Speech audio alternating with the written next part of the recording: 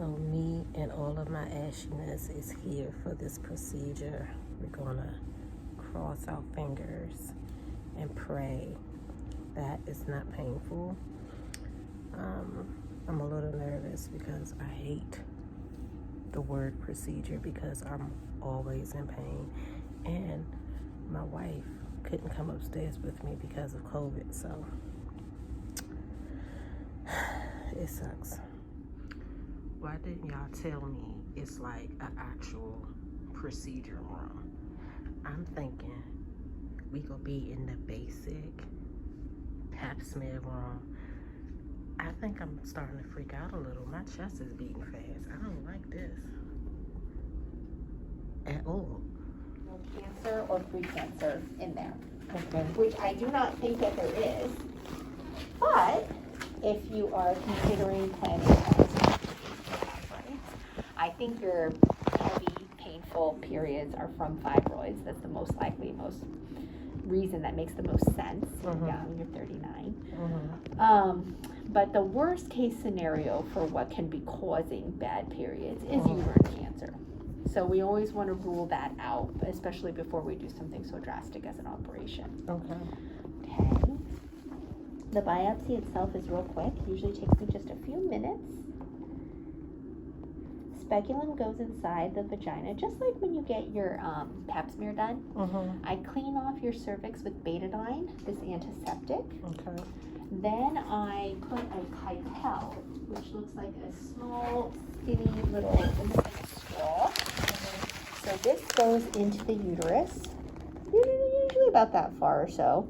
I pull back on the yellow part, and that's kind of like a plunger, and that takes just a small sample of the lining. Okay. There's no needle, there's no knife, there's nothing like that going on. Okay. Anytime you mess with the cervix or put anything into the uterus, what it will feel like, I'm not gonna lie to you, it's gonna hurt. It feels like really, really bad cramps, almost like labor contraction. So it's that kind of deep squeezing kind of pain. Bear with me. If you can grit your teeth and bear it, it just takes, the worst of it is just a couple seconds, like less than a minute, just a few seconds right when I'm doing the biopsy, and then we'll be done. And then after the biopsy itself can stir up some bleeding, which isn't really your period. And so then when you're supposed to get your period, you're still going to get another period. So the bleeding from the biopsy is usually a little bit of a brighter red. And not usually as heavy as a period, although it can be. But most of the time it's going to be lighter than a period. For maybe a few days, a week at the most. And then you also might have some cramps for the rest of the day, but less. Like the worst of it is just right when I'm doing the biopsy, and then for like the rest of today, this afternoon, this evening, you might just kind of feel a little crampy. Certainly by tomorrow, sooner than tomorrow, but by tomorrow at the latest, you should basically feel back to normal. Okay. The result takes about a week to come back to me, and I will, is it okay if I KP message you with the result? And then once we have this result, normal, negative, you know, you messaged me that you were thinking about just having a hysterectomy, getting it out, to be done with the fibroids, which are giving you pain, heavy bleeding, and pain and bleeding, right? Clots. Both, right, bad bleeding. Is your period still coming at the right time? Are you getting bleeding in between too? I can't monitor mine. It's all over the place. Sometimes they come 1 month, 1 week, another month, it's something completely different. Okay. So, I mean, the biggest deal with hysterectomy is that you're not going to have a uterus anymore, so it's completely closing the door on children idea. Right. Which we kind of talked about earlier. You understand that? That's okay. The time has passed. Okay. And then the next thing to kind of think about, you know, there's 3 ways we can do a hysterectomy. It can be done all through the vagina. You can have it done laparoscopically. Holes, kind of like when Dr. Petersgill did your laparoscopy a couple years ago. And the old-fashioned hysterectomy, you get a regular cut, either across like a C-section or sometimes up and down. How we do your hysterectomy is going to depend on a couple things. It depends on how big your uterus is, which your uterus is enlarged from fibroids, how much and how complicated your previous surgeries have been, which you've had a couple surgeries, how much scar tissue you have inside, which Dr. Peterskill removed some scar tissue when she operated on you back in 18. That was the last time you had anything in the belly, right? Any kind of surgery was. So yes, she cleared up some scar tissue, but the question is, as you healed from that surgery, did more develop? What happened? Right. Which is unpredictable. We won't know that until we look. And so surgeries, size of your uterus, and also to some extent the skill, the technique of your surgeon. Okay. I told you in my email, I'm not doing the hysterectomies anymore. They're kind of changing the way that the practice works. You know, some docs do certain things, other docs do other things, which I agree with. It's been a complicated decision to make. Not easy.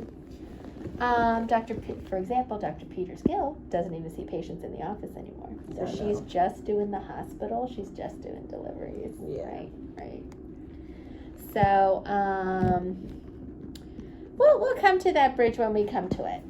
Okay? This is your first step one for the biopsy. So since this is the first time since my procedure this morning that I could stand for a little bit, I probably look like I'm wobbling around. It's because I am, y'all.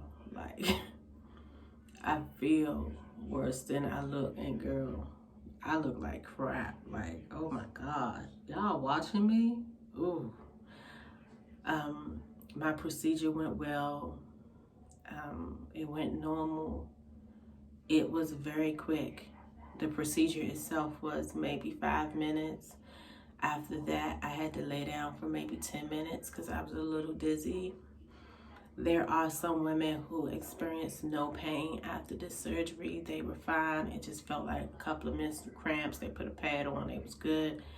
That was not my experience, y'all. It hurt like hell to the point tears came out. I personally don't understand why we have to be woke for this. That's my personal opinion.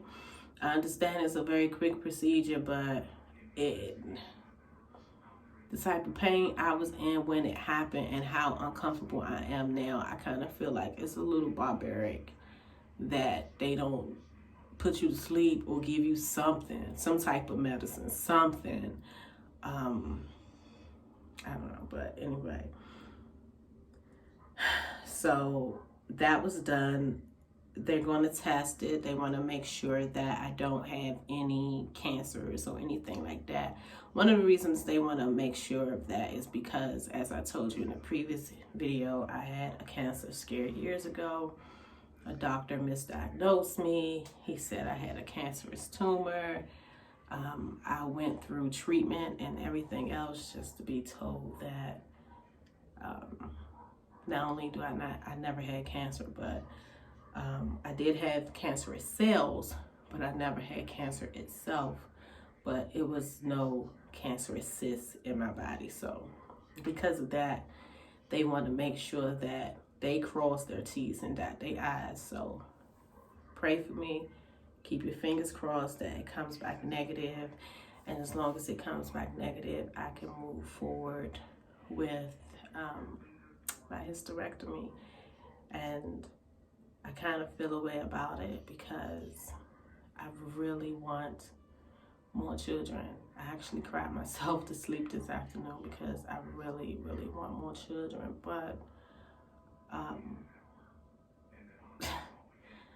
after going to the doctor today and seeing how much damage I have inside, I know that this is the right decision for me to make for my body. Because right now, I feel like if I was to get pregnant, I can't even guarantee that I can be able to give that child a healthy pregnancy.